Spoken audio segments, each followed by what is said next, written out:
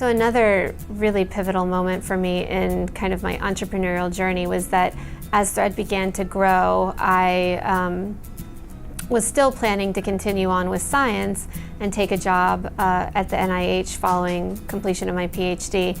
And right before that time, I actually got a phone call from the Abell Foundation and had received a call saying, would you like to come meet with Bob Embry? And at the time, I had no idea what the Abell Foundation was. We were a really small organization.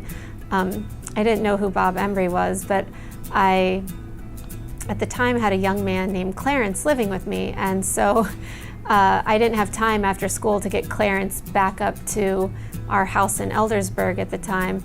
And I also had just taught an aerobics class. So there I am. Have soaking wet hair, I had on a sundress and flip-flops, and I have Clarence, who's 6'6" and has tattoos all over his entire body. And I get in the elevator to go up to meet Mr. Embry, and I realized very quickly that I had probably not assessed the situation properly.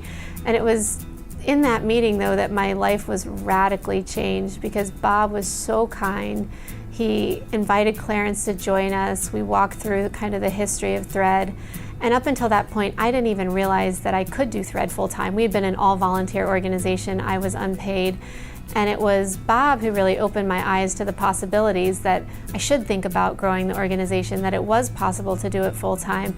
And then he went so far as to really open a number of doors and introduce me to people in Baltimore who then helped make our growth a reality. So we've, I think a lot of times in both our students' life and my own life, meeting people who really can see things in you that you can't necessarily see in yourself change your trajectory in unthinkable ways.